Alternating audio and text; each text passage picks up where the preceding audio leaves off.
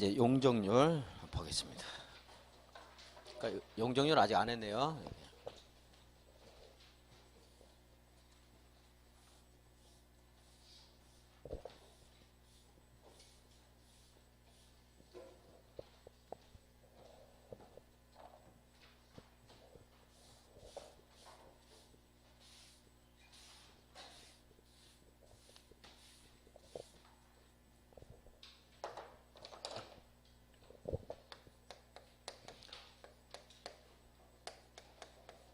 전용 1종, 2종, 일반 1, 2, 3종, 그리고 준주거지요. 상업적은 근, 통일, 충, 그렇고 공업적은 전용, 일반, 준공업, 녹지지역은 보전, 생산, 자연녹지 그렇습니다. 그리고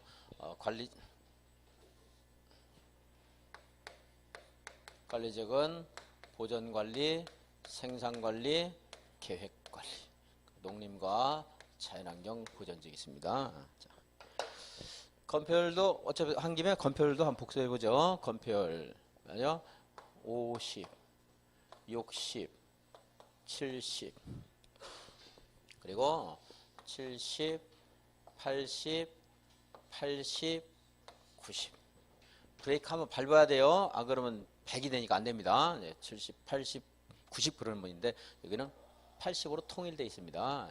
그다음에 007 공업지원 다 007이니까 70, 70, 70 나머지는 이제 얼마야?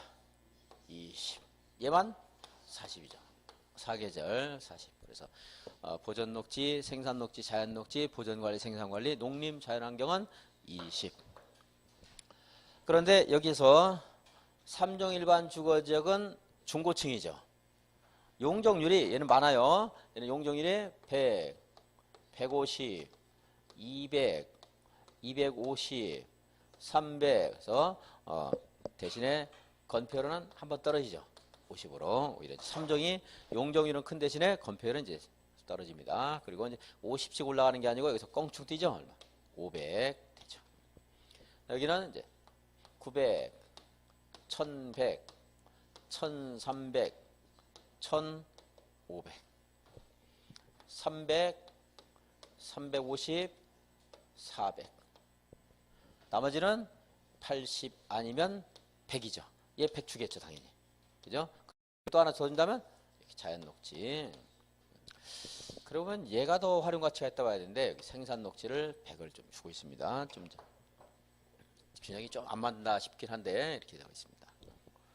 나머지는 이제 뭐 보전 농림 이런 것들은 얼마야? 40입니다. 80입니다. 그래서 용적률 한번 받고 아직 정리 안 된 분들은 자꾸 연습해서 이제 정리하셔야 되겠고요. 20페이지는 저번 시간에 봤고요. 21페이지 오늘 용도지구입니다.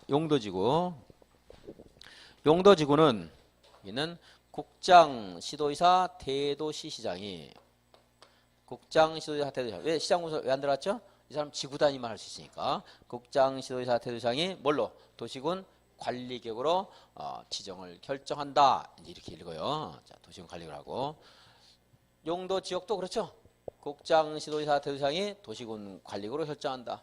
용도구역도 일반적으로 말하게 되면 국장, 시도의사, 대도시장이 도시군 관리구역으로 결정한다. 그런데 다만 이제 용도구역은 그 용도구역별로 결정할 수 있는 임자가 따로따로 정해져 있죠. 그래서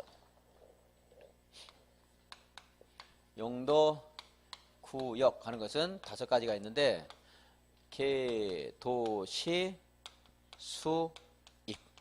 이건 개발, 여기는 개발진흥지구지만 여기는 개발 제한구역, 얘는 도시 자연공원구역, 얘는 시가화 조정구역, 수산자원 보호구역, 입지 규제 최소구역 있는데 자, 어쨌든 용도구역을 국장, 시도지사, 대도시장이 하는 건 맞습니다. 그런데 여기는 각각마다 이제 결정권자가 좀 따로 있죠. 그래서 여기 할 때 다시 보겠고요.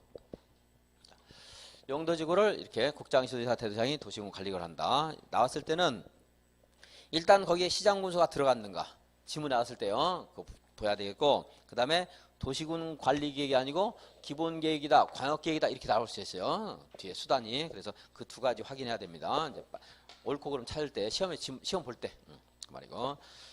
용도지구는 칠판에 쓴 것처럼 9가지 용도지구가 있고 그리고 국장시도지사 대도시장이 용도지구를 세분하여 지정할 수 있다. 여기 특자시 이런 식으로 세분 지정할 수 있고 시도지사나 대도시장은 초례로서 경관지구를 추가 세분하거나 중요시설물 보호지구 또는 특정용도 제한지구를 세분하여 지정할 수 있다. 근데 뭐뭐뭐까지 세분하는가 이거 정확하게는 알 필요 없습니다. 거기까지는.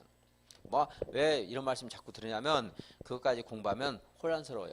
그거는 공부할 필요가 별로 없는 것이거든요. 만약 시험 자주 나오면 그걸 해야 되겠지만 그렇지 않기 때문에 그런데 힘을 쏟느니 어떻게 해야 돼? 쉬었다가 제가 강조하는 것들 기억하는데 자꾸 노력을 들으셔야 돼요. 경관지구, 자연경관 이제 제가 외운 요령도 그냥 특자시 했습니다. 특화경관지구는 주요 수계의 수변, 이게 수변이죠. 특화는 뭐예요? 수변입니다. 수변. 문화적 보존 가치가 큰 건축물의 주변에 경관 등 특별한 경관을 보호, 유지, 형성하는 것. 그다음에 자연경관지구는 산지, 구릉지 등 자연경관을 보호한다. 시가지 경관지구는 주거지, 중심지 등 시가지의 경관을 보호한다. 공부 안 하는 사람도 맞출 수 있죠. 이런 것들은. 자연경관, 시가지경관 이랬으니까. 그러니까 답으로 내야 안 내요. 이런 것들은. 안 내는 거죠. 예하고 예를 바꾸면 찾기 어려울 거예요. 근데 바꾸진 않습니다. 예하고 예는.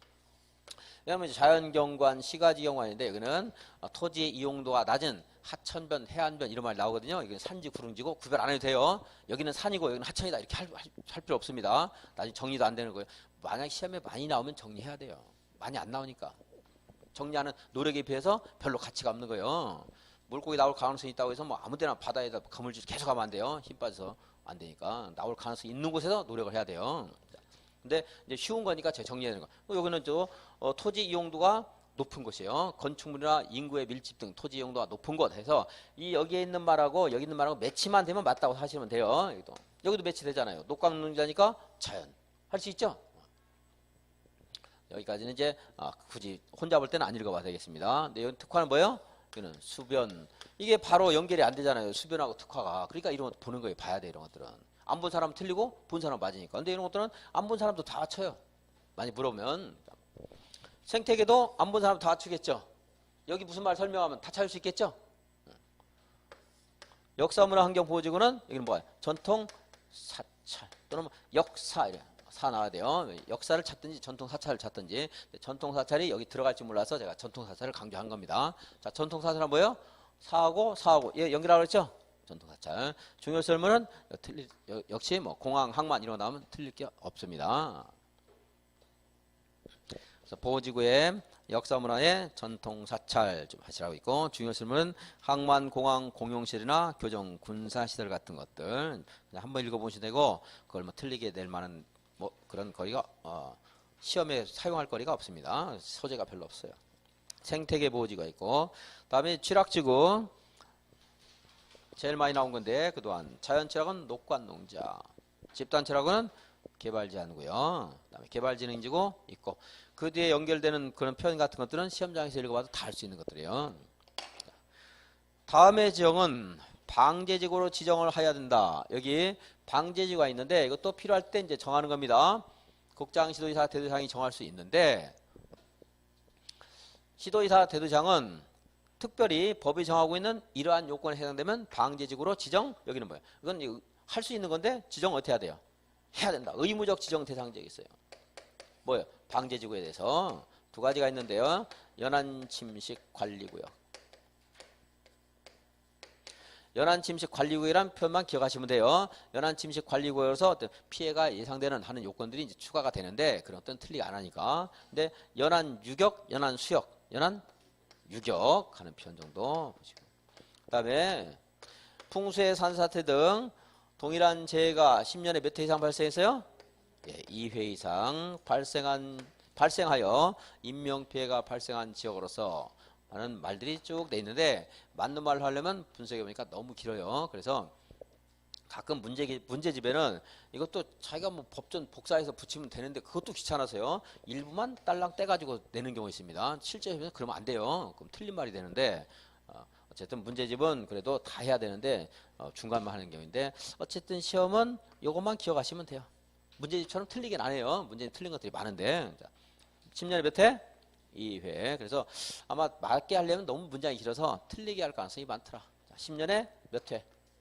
1회, 5년에 1회 이런 식으로 들리게 할 수 있어요. 자, 10년에 2회, 10년 1회, 5년 1회 이렇게 나올 수도 있습니다. 두 가지가 있고, 자, 시도의사 대도시장은 다음 지역을 복합 용도지구로 지정할 수 있다. 그러니까 이제 이런 용도지역, 용도지구 같은 것들은 지정이 의무가 아닌데 여기 방제지구 이거 의무예요. 이것은 해야 되는 겁니다. 자, 일반 주거지역, 일반 공업지역, 계획관리지역. 그래서 그 일반 주거지역에 지정된 복합용도지구에서는 준주거지역에서 허용되는 건축물 건축할 수 있는데 다만 공장, 장례시장, 뭐 안마시설소 등은 건축할 수 없다. 그래서 이제 공장, 장례시장만 보시고 할 수 없다. 안마시설소도 볼 필요 없어요. 나올 거는 별로 없습니다. 공장, 장례시장만 보시고 등등등 뭐 이런 정도. 자, 해당 용도지역 전체 면적이 얼마 이내? 3분의 1 이내에서만 해라. 자, 행위 제한 용도 지구에서의 건축물이나 시설 용도 제한은 특별한 규정이 있으면 당연히 그에 따르는 거고 그것이 없으면 조례로 정할 수가 있다. 다만 특별한 규정들이 있는 게 있는데 자연지락지구는 이제 국토계획법 시행령에서 이제 제한하고 있는데 이제 4층 이하밖에 안 됩니다. 아무리 커도 뭐 아파트는 안 돼요. 이런 것들은 그 취락을 정비하는 것이지 시가지를 만드는 게 아니기 때문에 이제 4층 넘는 거 안 됩니다. 사방이 한다 해서 4층 이하이면 방송통시설 이 정도 한번 읽어봤어요. 약간 문제 나올 때 한번 읽어두면 돼요. 안 써도 됩니다. 집단지락지구, 개발제한구역 지정 및 관리 관한 특별조치법, 개발진흥지구는 지구단위 계획이나 관계 법률에 따른 개발계획 등, 고도지구는 도시군 관리계획. 그래서 이렇게 그냥 시험에서 이걸로 제한한다 이렇게 하는 게 아니고 이제 말을 붙일 수 있죠.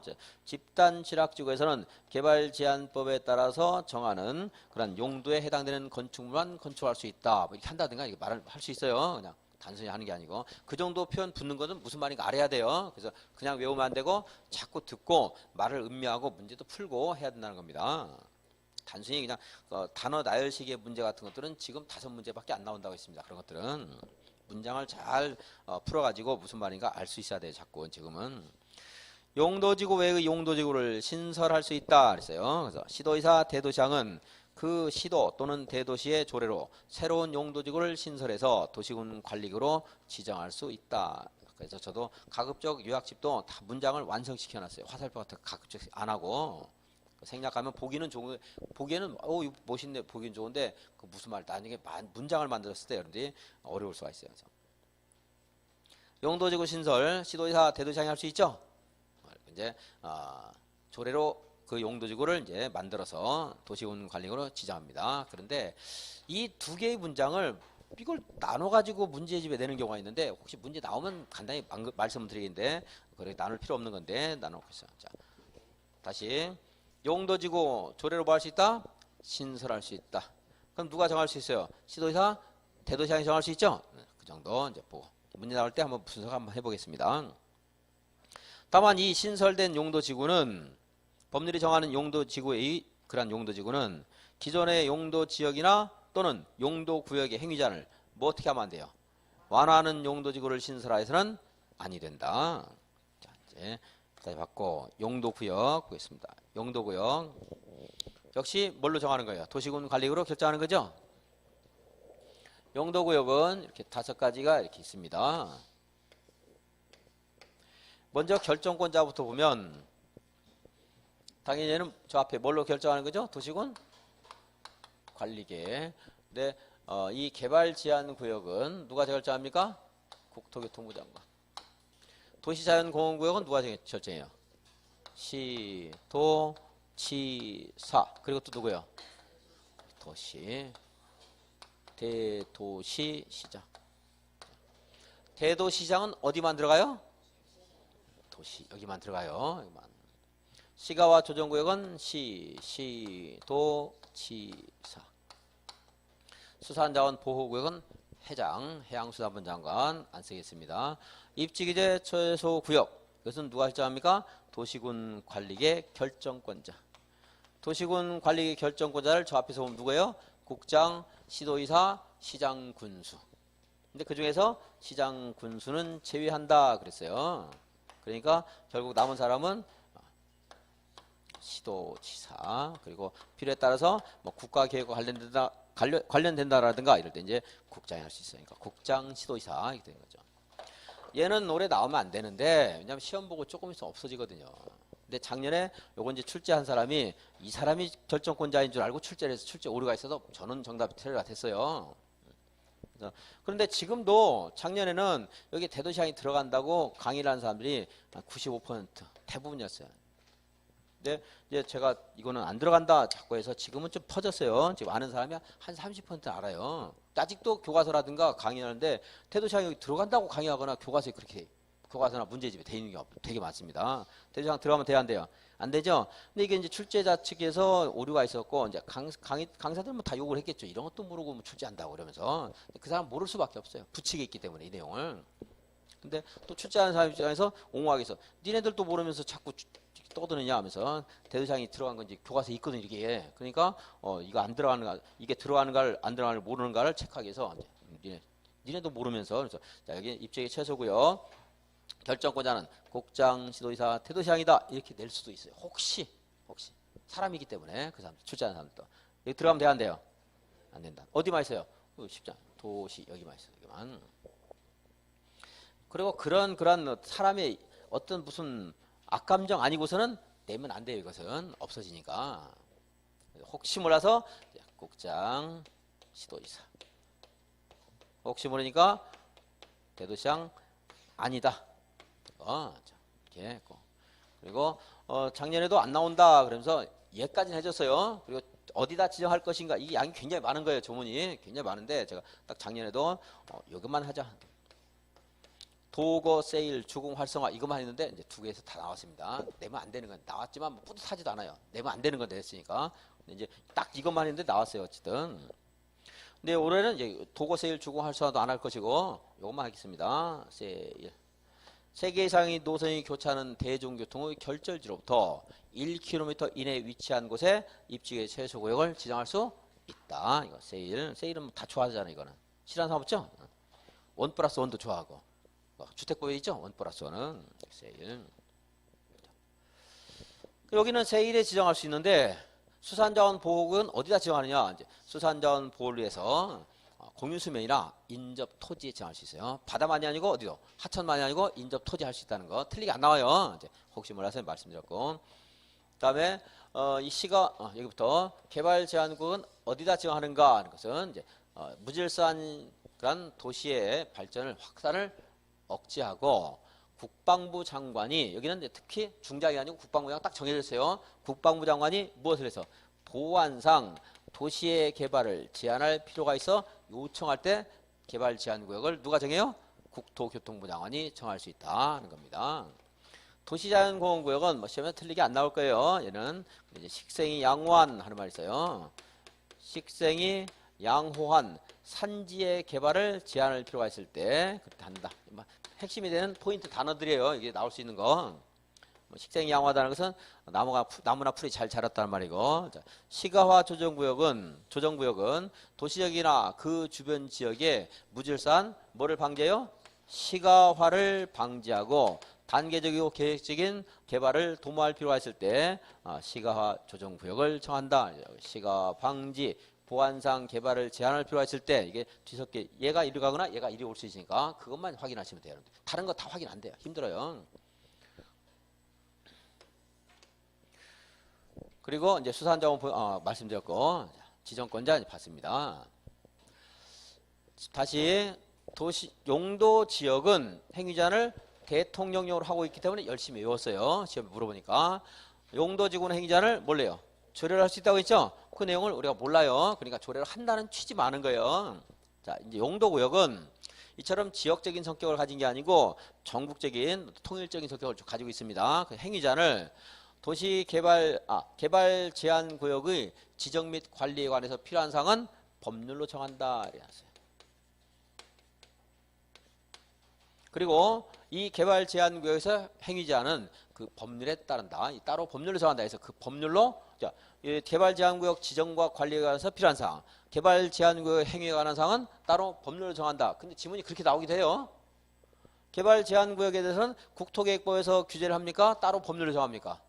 따로 법률로 정한다. 이렇게 그 지문에 그렇게 나오기도 해요. 그래서 그 따로 정한 법률 이름이 뭐라고요? 개발 제한법. 기니까 다 알 필요 없죠. 개발 제한 구역의 지정 및 관리에 관한 특별조치법령에 따릅니다. 도시자연공원구역 이런 곳에 지정할 수 있다. 이런 표현도 보시면 되고 뭐 틀리긴 안 나올 거예요. 이것도 개발 도시자연공원구역의 지정 및 관리에 관해서 필요한 사항은 따로 법률로 정한다. 이 도시공원에서의 행위제한도 따로 법률로 정한다. 그게 도시공원 및 녹지 등에 관한 법률입니다. 도시공원법 보시면 돼요. 수산자원 보호구역 이것은 이제 자연환경 보전 지역에 있는 자연환경 보전 지역 있죠? 자연환경 보전 지역에 있는 수산자원 보호구역은 수산자원 관리법에 따른다. 수산자원 보호법, 수산자원 관리법, 수산자원 관리법에 따른다.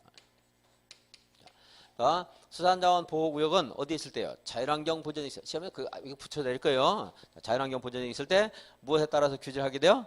수산자원 관리법에 따른다. 그러니까 자연환경 보전이 굳이 기억 안 하더라도 수산자원 보호구역은 수산자원 관리법 하시면 되고요. 그 수산자원 보호구역은 건폐율도 만약에 자연환경 보전지역이 있다. 그래도 20이 아니고 얘는 이제 40% 이렇게 줘요. 수산자원 건폐율을 40% 이렇게. 그래서 이러한 그 법률로 정하는 거, 얘는 조례로 정하는 거, 이런 것들은 이제 체계를 한번 보면은 무슨 말인가 좀 뭡니까? 여러분들이 기억하기가 좀 좋습니다. 법률로 정한다. 이도 수산자원법. 시가와 조정구역에서의 행위자는 요건 이제 대통령령이 있습니다. 대통령령으로 정하고 있어요. 그러니까 시가와 조정구역 행위자는 대통령령으로 정한다. 이렇게 지문에 나와야 안 나요? 안 나오고 물어봐요, 직접. 뭐가 가능한가, 불가능한가. 근데 이 양이 어마어마하게 많고요. 이제 뭐 관련된 지문 같은 건 이제 분명히 볼 기회가 있을 겁니다. 얼마나 어려운가 이런 것들 이제 한번 이제 그래서 그거는 할 필요가 없다 이거 이제 예를 들어서 이제 뽕나무 시가 조정구에서 뽕나무 재배 면적이 2,000제곱미터 또는 1,800주 당 50제곱미터의 관리용 건축물을 설치하는 거 이런 것들이 할 수 있어요. 근데 뽕나무 알아야 되고 면적 알아야 되고 2,000 알아야 되고 1,800주 알아야 되고 50 알아야 되고 관리용 알아야 되고 이게 설치는 새로 만든다는 말인데 설치도 알아야 돼요. 이런 것들을 또 기존 건축물을 뭐 포함해서 하는 것도 있고 기존 건축물을 제외하고 하는 것도 있는데 이건 그 예 중에 아주 많은 양 중에 하나예요. 그리고 이런 것들은 이제 허가를 거부할 수 없는 행위에 또 있어요. 허가 거부 못하는 거. 허가 거부할 수 없는 이것도 알아야 되고 그러니까 너무너무 양이 많아요. 이게 돌아가면서 나오기 때문에 이제 안 한다는 거예요. 근데 문제 나왔을 때 한번 이렇게 어려우니까 이제 보지 말자 이렇게 할 거고 얘가 자주 나오면 모르겠는데 자주 나오는 것도 아니 한 번 나와서 한 번. 그것도 이게 다가 아니에요. 여기 지문이 있다. 1, 2, 3, 4, 5 해가지고 그 중에 한 지문이에요. 어려우니까 이제 안 하는 거예요. 이제. 그런데 이러한 행위들도 무엇을 받고? 허가는 받아야 돼요. 하려면 지금 허용된 행위도 뭘 해야 돼요? 허가 받고. 자, 시가와 조정구요. 자, 그럼 이제 시가와 조정구역 행위자 한번 볼게요. 이건 대통령령이 있는데 그 내용이 양이 많다 이런 생각하시면요. 자, 여기에서 우리 개인의 사적 개발 행위를 할 때 그때 어떻게 해야 돼요? 허가를 받고 해야 됩니다. 허가를 받고. 이제 몇 가지는 이제 정리해 드리겠습니다. 여기 시가와 조정구역도 역시 사람들 사는 곳이죠. 그죠? 그러니까 건축물 재축할 수 있다 없다? 재축 있어야 되겠죠. 내 건축물이 자연재해로 멸실됐어요. 내 주택이. 그런데 그것을 새로 뭡니까 재축하지 못하게 한다면 어디 집도들도 써들어야 되니까 재축, 개축, 대수선 이런 것도 해야 되겠죠. 그리고 가족이 늘었어요. 그럼 집도 조금 늘릴 수 있어야 되겠죠. 근데 시가화가 진행되는 거 안 돼요. 도시화 발전되는 거 안 돼요. 너무 크게 하면 안 돼요. 기존 건축물의 연면적을 포함해서 100제곱미터 이내 뭐 이런 것들을 할 수 있어요. 이제. 그랬더니 나중에 문제 나올 때 한번 읽어보겠고 그 내용이 많고. 근데 뭘 받아야 돼? 그러한 행위들도 재축, 개축도 뭘 해야 돼요? 허가를 받아서 해야 돼. 허가를 받아서. 그러니까 경미한 행위들은 할 수 있겠죠. 여기서 아파트, 백화점 같은 거 짓고 하면 안 되니까 시가 조정구역이니까 경미한 행위들. 건축법에 보면요, 건축 허가를 받는 게 있고 건축 신고만 해도 되는 행위가 있어요. 건축 신고해도 되는 행위 경미하죠. 그죠? 그런 것은 여기서도 할 수는 있어요. 그런데 이 행위도 허가 받고 해야 돼요. 여기서는 시가와 조정구역이니까 특별하게 규정되기 때문에. 자, 그래서 시가와 조정구역에서 이러이러한 행위는 앞에 있는 몰라도 돼요. 신고 후 할 수 있다. 그럼 돼야 안 돼요? 안 되는 거예요. 그 신고라는 건 이건 이제 신고가 하나 있죠. 여기 표현 이해하셔야 돼요. 여기 도시군 관리 계획이 결정 고시야. 여기 시가와 조정구역으로 고정. 근데 여기서 전에 허가를 받은 행위를 다시 다 하겠습니다. 신고하라는 말이고 허가 받은 걸 이제 시가와 조정구역이 정해졌어요. 그럼 그 안에서 새롭게 하는 행위를 신고하고 하는 행위가 있어요? 없어요? 없고 허가 다 받아야 돼요. 허가. 그래서 아까 그 많은 양이 있다고 했는데 그 양 공부하는 것보다 이제 허가를 있네. 허가를 받아 하는 말 기억하세요. 허가를 받아. 신고하고 하는 행위가 있다 없다? 없어요. 허가 받아야 한다. 자, 그 사적 개발 행위가 아닌 게 있죠. 이거 대응하는 거 무슨 행위겠죠? 도시군 계획 사업. 도시군 계획 시설 사업이라든가 도시개발 사업이나 정비 사업 같은 거 도시군 계획 사업이죠. 그러한 행위는 여기서 할 수 있다 없다? 이것도 세모죠. 할 수 있죠. 금지되는 건 아니에요. 아무런 시가와 조정구역에 관계없이 할 수 있다 이런 말도 틀려요. 관계없이 할 수 있다 이런 표현 나오면 틀려요.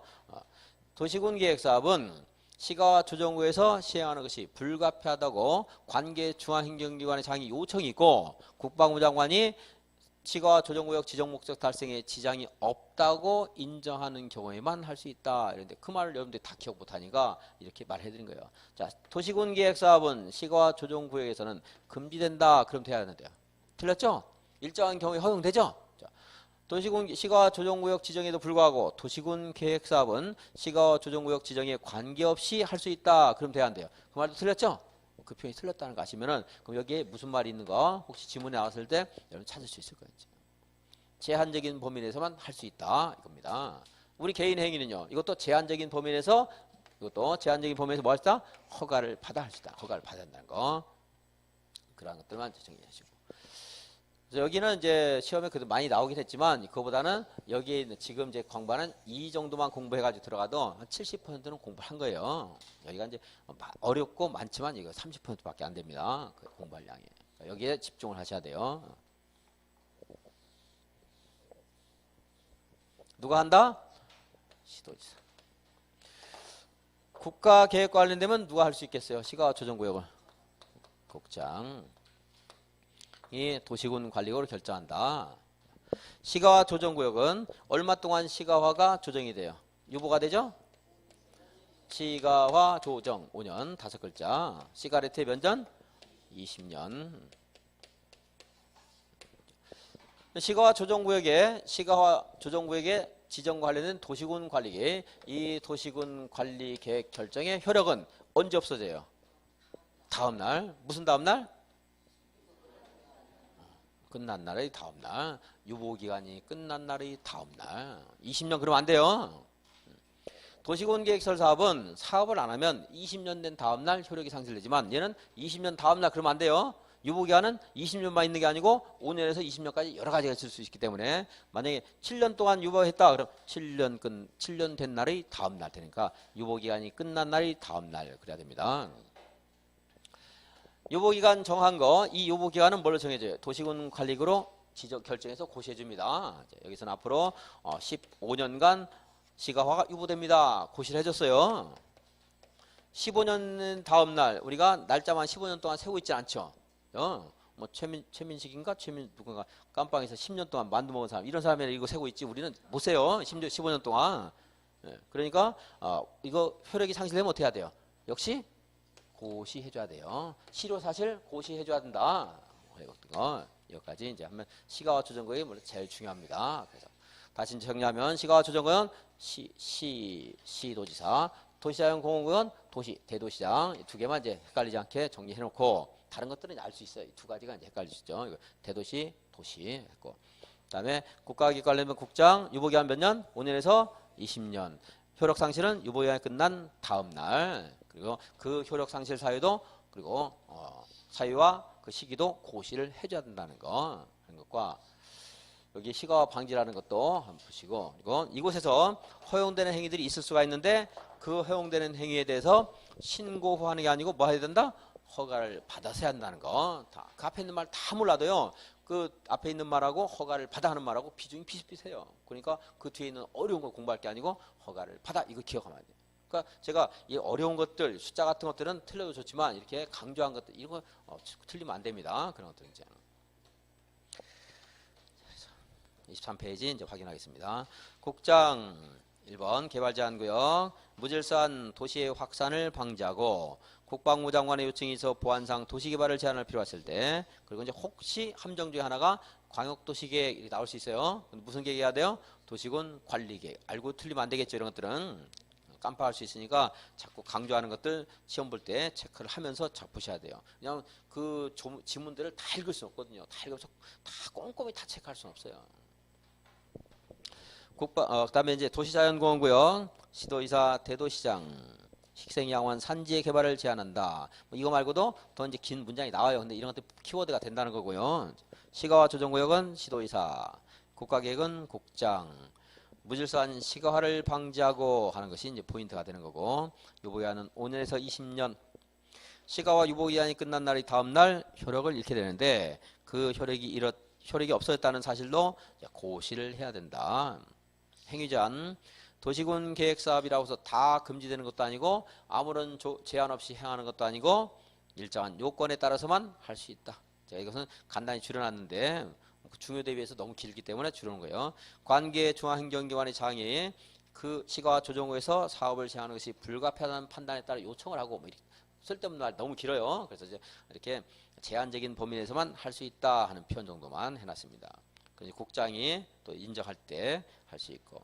그럼 도시군 계획사업 아닌 것은 못하느냐? 할 수 있죠. 시가화 진행이 아닌 것을 생각하면 거기다 뭐 백화점 같은 거 지으면 안 되겠죠. 뭐 축사, 창고, 퇴비사, 잠실 뭐 이런 것 등이 있을 수 있고요. 문화재 복원이나 사회복지설 이것도 할 수 있는 것들이 몇 개 있다 이런 정도 그냥 맛만 보여드린 거예요.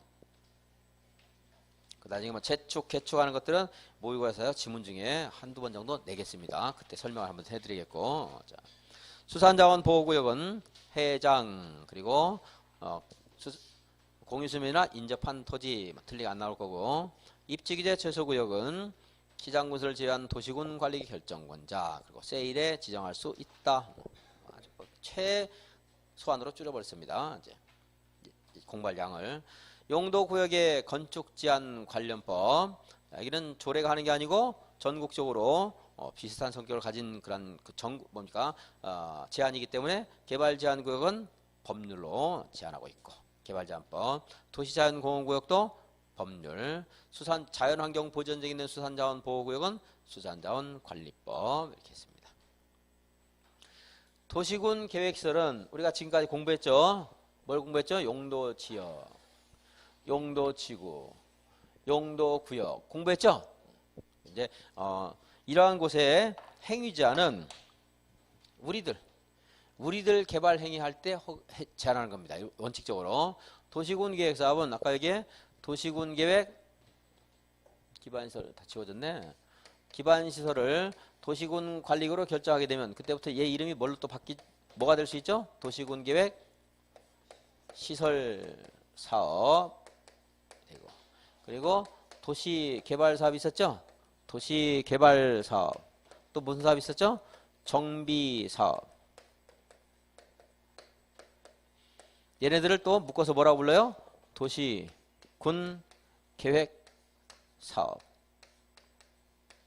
이 도시군 계획 사업은 개발 행위할 때 허가를 받을 필요가 따로 있다 없다? 없어요. 왜냐하면 이 각각의 절차에서 실시 계획이라든가 또는 시행 계획이라든가 하는 것을 작성해서 이거를 인가를 받아야 돼요. 그러면 이제 따로 허가를 받을 필요 없습니다. 또 그중에서 특히 이 재개발 사업, 재건축 사업은 용도 지역에 따른 제한 받아요. 아파트 아무 데나 못하고 3종 일반 주거, 2종 일반 주거 이런 데만 되는 겁니다. 그런데 이 도시군 계획 시설 사업 이것은 사적인 영역보다 공적인 영역이에요. 그래서 만약에 파주시청을 옮긴다 그럴 때는 용도 지역에 따른 제한 받는다 안 받는다? 안 받아요. 건폐율 용적률 또는 용도 지역에 대한 제한을 받지 않는다. 도시군 계획시설 사업은 용도 지역이나 용도 지구의 행위 제한을 적용받지 않는다 이렇게 말해요. 여기 시험에서 용도 구역을 같이 집어넣고 틀리긴 안 해요. 문제집에서는 그런 문제가 한 번씩 있습니다.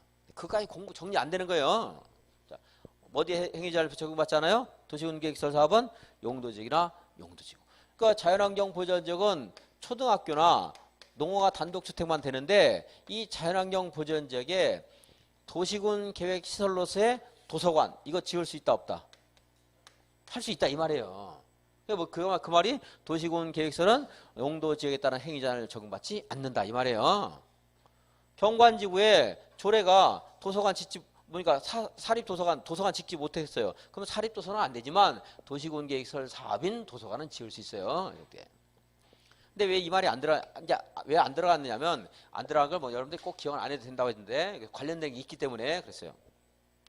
여기 용도 구역에 도시군 계획 시설 사업이 제한 받는 거 금방 공부했어요. 어디서 했어요? 여기서 했잖아요.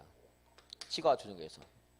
지워졌네. 또 도시군 계획 사업이라 하더라도 제한적인 범위에서 할 수 있다고 했잖아요. 제한 안 받는 게 아니고. 제한 받죠? 그리고 규제 받는 거 받잖아요. 자, 그래서 여기가 시험에서 물론 이 세 가지를 같이 해가지고 틀리게는 함정이 안 빠뜨려요. 여러분들은 자 이것만 보셔도 돼요. 여기만 도시군 계획서 사업은 용도 지역에 따른 제한을 받는다 안 받는다? 받지 않는다. 허가 받아요 안 받아요? 여기 도서관 지을 때 파주시청에서 도서관 지을 때 안 받죠? 허가 안 받아요. 자, 그거 하시면 되겠습니다. 자, 다시 한번 읽어주면 대괄호 4번 용도지역과 용도지구에서는 지구에서의 도시군 계획설에 대해서는 용도지역이나 용도지구의 건축 제한, 건폐율 제한, 용적률 제한 등의 규정을 적용하지 않는다. 지문에 나올 수 있습니다. 답으로 나올 수 있어요. 이것들은. 그 밑에 이제 둘 이상의 용도지역에 걸치는 적용 기준 보겠습니다. 여기까지 보고 10분 쉬겠습니다.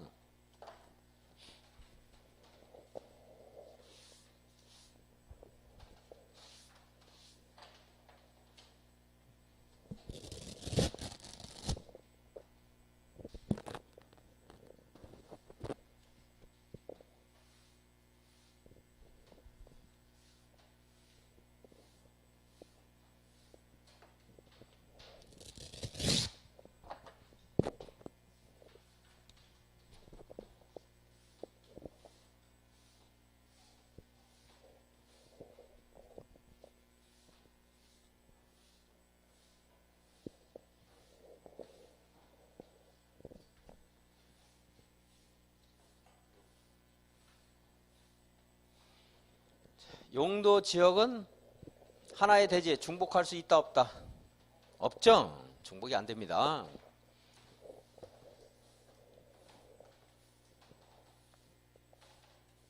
그런데 토지가 둘 이상의 용도 지역에 걸칠 수 있겠죠. 이쪽 지역은 일종 일반 주거, 일종 전용 주거 지역. 이쪽 지역은 일종 일반 주거 지역. 이렇게 될 수 있죠. 그런데 내 땅이 마침 이렇게 걸칠 수는 있습니다. 걸치는 경우. 그랬을 때 이거를 여기는 여기대로 용도지역 제한이 있으니까 이것들은 이제 그러니까 개발을 해야 되는 거고 여기는 여기대로 개발해야 돼요. 원칙도 따지면. 그런데 얘가 이 땅이 너무 넓지 않아요. 330제곱미터 이하다. 100평 이하예요. 그러면은 너 따로 쓰고 너 따로 써라 이러면은 토지를 효율적으로 이용하기, 경제적인 용법을 이용하기가 곤란할 수가 있어요. 그랬을 때는 여기 있는 작은 땅을 이 넓은 그러니까 작은 지역에 좁은 면적에 속하고 있는 그런 좁은 면적에 속한 용도 지역의 그런 토지의 부분을 넓은 지역에 합해서 한꺼번에 이용할 수 있도록 하면 좀 나을 수 있겠죠. 그리고 또 더 가정하면 얘가 뭐 이렇게 50밖에 안 돼요. 근데 이거 너 따로 하면 너무나 기능성이 떨어지잖아요. 그래서 적용하는 건데 근데 여기도 만 그럼 따로 써야 돼요. 자, 가장 좁은 대지 면적이 얼마 이하일 때 330제곱미터 이하일 때 그때 이제 적용되는 겁니다. 지금 공부하는 것들이. 그러면 먼저 건폐율과 용적률은 각각의 토지 면적을 고려해서 각각의 용도 지역에 있는 건표를 가중평균에서 적용을 하고 가중평균. 그래서 다른 말이 없으면 이런 것들 문제 나오면 시험에서 여기 건표는 조례가 정하는 바에 따라 얼마다 알려줘요. 이런 것들은. 왜냐하면 안 알려주면 일종 전주 대통령령이 정하는 바에 따라서 계산하세요. 그럼 문제가 두 문제가 되는 거야. 이제. 그냥 이것도 기억해야 되는 문제가 하나 있고 이것도 계산해야 되니까 그렇게 하면 시간이 부족해서 안 돼요. 공부한 사람이 손해요. 이거 풀다 보면 시간이 너무 많이 가니까. 그래서 알려줘요. 여기는 해당 자치단체 조례에 따르면 건필이 50이다. 여기는 60이다. 이런 식으로 알려줘요. 이제. 근데 이 알려주는 것이 괄호 안에 이런 문제 나오면 괄호 안에. 그러니까 괄호 안에 있는 것은 공법에서 시험 볼 때 볼 필요가 없는데 이 문제 나올 때만 딱 보라고 했어요. 건별 용적률이 괄호 안에 알려주니까. 건별 그리고 용적률도 그냥 그대로 100이라고 하겠습니다. 여기는 200이겠죠? 그러면 건별과 용적률은 어떻게 해요? 가중평균한다.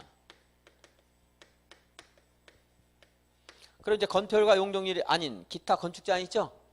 건축물의 용도 제한이라든가 높이라든가 또는 용도 지구에 따라서는 건축물의 뭐 색채, 대문의 색깔 뭐 이런 것도 규제하는 거 있거든요. 그런 것들 규제는 어디에 따라고 하면 되겠어요? 이제 얘는 가중평균이고 다른 규정은요.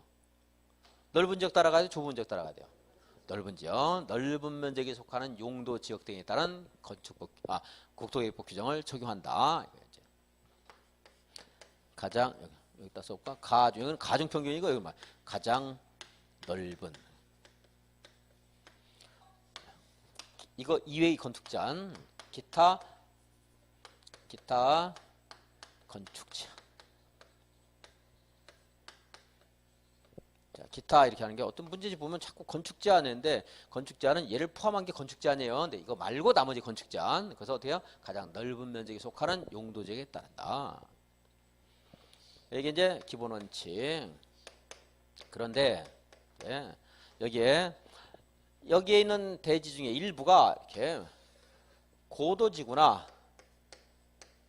방화지구에 걸쳐 있어요. 그럴 때 건폐율 용적률들은 이런 것에 따라요. 여기는 뭐 건폐율 용적률과 직접 관련되는 내용들이 없습니다. 뭐 있다면 얘네들이 우선하겠지만 그게 없어요. 그래서 그러면은 이제 건폐율 용적률 아닌 다른 제한들은 무엇에 따라서 규제를 받게 돼요? 가장 넓은 면적에 속하는 용도 지역에 따르는 게 아니고 고도지구나 방화지구의 그런 국토계획법 규정을 적용해서 그 건축물 전부가 고도지구나 방화지구에 대한 제한을 받게 된다. 그러니까 건축물이 물론 이렇게 걸쳐는 있어야 돼요. 어디에? 고도지구나 방화지구에 일부 걸쳐 있어야 됩니다. 그럼 건축물 전부가 뭘 적용받게 돼요? 고도지구나 방화지구에 적용을 받게 되고 다만 이제 방화지구에서는 이것이 면제될 수가 있습니다. 방화지구와 방화지구 외의 지역을 무엇으로? 방화벽으로 경계를 한 경우. 그럴 때는 이제 기타 지부는 이제 면제할 수 있고. 자, 세 번째. 녹지 지역에 걸칠 때. 자, 대지의 일부가 녹지 지역에 걸쳐 있어요. 이렇게 이 중에 뭐 일부가 여기는 녹지 지역에 할까? 이렇게. 여기가 무슨 지역이요? 녹지 지역에 걸쳐 있더라. 그럴 때는 녹각, 그랬죠? 녹각. 녹지 지역은 어떻게 해요? 각각의 용도 지역에 따른다. 그렇습니다. 그래서 여기는 녹지 지역대로, 여기는 일종 전주, 여기는 일종 이렇게 따로따로 하라는 겁니다. 각각의 용법에 따른다.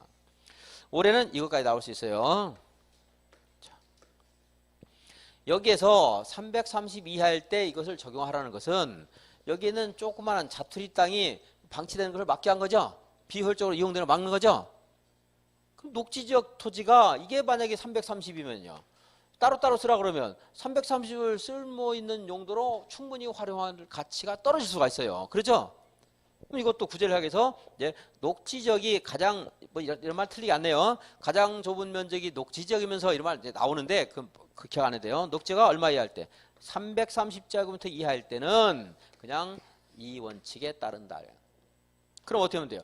녹지지역과 여기와 여기에 건표를 가중평균하고 용적률도 가중평균해서 그럼 허용되는 건축물을 뭘 하면 돼요? 일종 전용 주거지역에서 허용되는 건축물을 어디에다가 하나 여기에 몰아지든 여기에 몰아지든 여기에 몰아지든 지을 수 있다는 거죠. 녹지지역이 얼마에 할 때? 330. 똑같아요. 숫자 어렵지 않으니까 330입니다. 330, 330. 우리 공법에서 330, 100평 정도를 독립적으로 기능하는데 그래도 그보다 낮아지면 여러 가지 용법으로 다양하게 사용하기가 좀 곤란하다고 생각하는 조항들이 좀 있어요. 직접 관련은 좀 떨어지는데 330제곱미터 이하의 단독주택 건설 용지는 도시개발법에 따르면 추첨의 방법으로 공부할 수 있고요. 공급할 수 있고 그다음에 농지법에 가면 농업진흥지역이라는 게 있어요. 농업진흥지역이라는 게 있는데 농업진흥지역은 농업진흥구역과 농업보호구역이 있어요. 농업진흥구역은 농지가 집단화되어 있어서 얘가 더 보호가 큰 거고 얘는 용선 확보 같은 거 하는 겁니다. 그러니까 규제가 어디가 크냐면 농업진흥구역이 커요. 토지가 한 필지 토지가 농업진흥구역과 농업보호구역에 걸쳐 있더라. 그럴 때는 이걸 닫아놓지 않는 이유가 얘하고 얘의 면적을 비교하는 게 아니고 규제가 강한 데 어디라고요? 진흥구역. 이 진흥구역의 면적만 따져요. 얘가 독립적으로 활용가치가 떨어진다. 그럴 때는 진흥구역 행위자를 적용 안 해요. 그럼 전체를 뭘 적용하겠다는 거예요? 보호구역 적용하겠다는 거예요. 통지적으로 활용하기 곤란하니까. 독립적으로 활용하기가 곤란한 면적 얼마? 네, 330. 진흥구역에 있는 토지 면적이 330제곱미터 이하일 때는 진흥구역을 적용하지 않고 전체를 보호구역을 정해서 개발해도 돼요. 한 덩어리처럼. 마찬가지 있겠죠. 이렇게 이건 진흥구역, 진흥지역 안에서 그런 거고 진흥지역과 진흥지역이 아닌 곳에 걸치는 이렇게 걸치는 토지도 있을 수 있죠. 그럴 때 어디를 봐야 돼요? 진흥지역 안에 있는 토지 면적. 얼마 이하일 때? 330 이하일 때는 진흥구역이든 보호구역은 적용하지 않고 그냥 일반적인 토지처럼 이용하면 된다. 얘나 뭐 비슷한 취지라고 보시면 돼요. 330. 330이 이렇게 3번 언급됩니다. 그런데 도시를 의도적으로 신도시를 개발하면서 띠 모양으로 상업지역이 이게 방사 형태가 아니고 길게 들어선 도로변에 따라서 길게 들어선 띠 모양의 상업지역이 있어요. 근데 여기는 토지들이 이렇게 한 필지가 이렇게 걸치는 경우 되게 많을 수 있죠. 근데 상업 용도로 토지를 쓰려면은 그 면적이 좀 넓어야 돼요. 그렇죠? 주택 용지보다. 그래서 여기에 있는 토지가 660제곱미터 이하일 때도 얘를 여기에 포함해서 얘를 여기다가 판매시설 같은 거 설치할 수 있도록 했어요. 그래서 띠 모양의 상업지역에서는 가장 좁은 대지 면적이 얼마 이하일 때?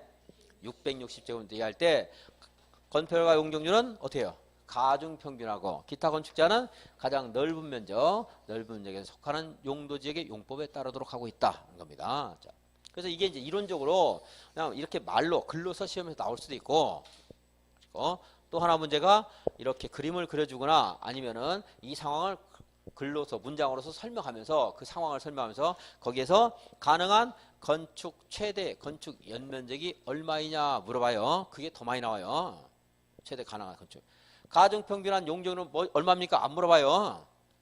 가중평균한 용적률은 이게 적용된다는 것을 그냥 글로서 낼 때만 나오고 가중평균한 용적률을 구하세요. 이거 안 나와요. 혹시 나오면 나중에 저랑 연습한 거 가지고 응용을 할 수밖에 없습니다. 응용하면 돼요. 만약에 얘를 더 많이 물어보면 제가 얘를 구하는 공식을 직접 알려줘요. 그것만 공부하라고요. 근데 얘를 물어보는 게 아니고 뭘 물어요? 가능한 연면적을 물어요. 그러니까 뭘 공부하는 거예요? 이걸 구하는 방식을. 근데 보통 문제집은 이걸 구해서 이걸 다시 구해요. 그럼 한번 돌아가야 돼요. 그럼 여러분 어려워서 공부하기 싫고 포기를 하게 돼요. 여기 있는 분 중에 이제 절반 정도는 포기를 하게 돼요. 근데 얘를 더 많이 물어보니까 우리는 선택한다면 얘를 구하는 걸 직접 공부를 합니다. 그럼 여기 있는 분 중에 이제 포기하는 분이 몇 분 안 계시겠죠, 이제. 그래도 포기를 해요. 숫자니까. 계산 문제 싫어가지고. 너무 싫으면 뭐 버려도 돼요. 학교에서는 버리면 안 되죠. 계산 문제 많이 나오니까. 아주 어려운 건 이제 버리고, 아주 어려운 건 버리고. 뭐 10억에 뭐 15년 후에 자산 가치 뭐 이런 거 나와요? 계산하라고? 공비수열 막 이런 거 나옵니까? 재밌죠? 그런 거 하니까 여러분들. 그러니까 뭐 공법 이 정도는 아무것도 아니죠. 그래도 저는 어렵다고 생각해서 아무튼 최대한 쉽게 이것만 하자. 자, 대지 면적 여기가 만약 900이다. 여기가 300이다. 자, 330 이하네요. 그죠? 지금 적용될 수 있겠죠. 여기가 아까 건폐율 용적률 100이라고 했죠? 여기는 건폐율은 여기 용적률은 200 그랬습니다. 그 전에 이제 이거 건폐율부터 볼게요. 건축 면적. 만약에 얘하고 얘를 따로 써요. 따로 쓴다면은 그냥 따로 쓰는 걸 할게요. 그럼 여기에다가 가능한 건축 면적이 얼마예요? 900 곱하기 0.5 450. 아까 이거를 건폐율은 제가 노란색으로 이게 450. 그리고 100%니까 여기에 가능한 연면적은 얼마예요? 연면적 100%니까 연면적은 900제곱미터에 100%가 가능한 거니까 900제곱미터. 그러니까 450자를 2층 하거나 물론 뭐 꼭 2층 안에 이걸 더 홀쭉하게 해서 더 올려도 상관없고요. 층수제한만 없다 그러면. 자, 그럼 이쪽은 얼마예요? 오른쪽은 300 곱하기 60 100 180제곱미터. 300 곱하기 200 600제곱미터. 이제 이렇게 할 수 있죠. 그래서 이렇게 건축할 수 있고, 그런데 지금 얘가 330 이하일 때는 독립적으로 쓰려면 쓸모가 없을 가치가 떨어지기 때문에 하나처럼 쓸 수 있다고 했죠. 이 가중평균한다는 말 자체가 그 가중평균에서 계산을 하면 다른 게 아니고 이것과 이거를 합한 만큼을 한 곳에 쓸 수 있단 말이야. 다른 거 없어요. 얘와 얘를 합한 만큼을 한 곳에 쓸 수 있다는 거예요. 그리고 가능한 건축물의 용도는 뭐예요? 가장 넓은 면적. 일종 전용 구역에서 사용하는 거. 이쪽이 더 넓으면 더 좋겠죠. 일종 일반 주거지역의 허용 가능성이 더 높으니까 여기서 사용할 수 있는 걸 여기서도 쓸 수 있다는 겁니다. 여기는 얘가 넓으니까 만약에 하나처럼 쓰려면 교육시설, 노유자시설 이런 거 안 돼요. 단독주택 일종 건색만 되는 거죠. 그래도 전원주택을 크게 짓고 싶다. 그럼 이렇게 한꺼번에 쓰면 되고. 내가 유치원, 교육시설을 조그마한 걸 하고 싶다. 그럼 따로따로 써야 돼요. 그럴 때는 어쩔 수 없이. 자, 건축 연면 그러면 이제 건축 연면적은 이것에 대해서 얼마가 돼요? 630제곱미터. 630제곱미터. 자, 이렇게 해주면서 다음에서 가능한 최대 건축 면적은 얼마입니까? 630제곱미터. 여기 가능한 최대 건축 연면적 얼마입니까? 이렇게 계산해 나온 것과 이렇게 계산해 나온 걸 더하면 얼마? 1,500제곱미터. 이렇게 되는 거죠.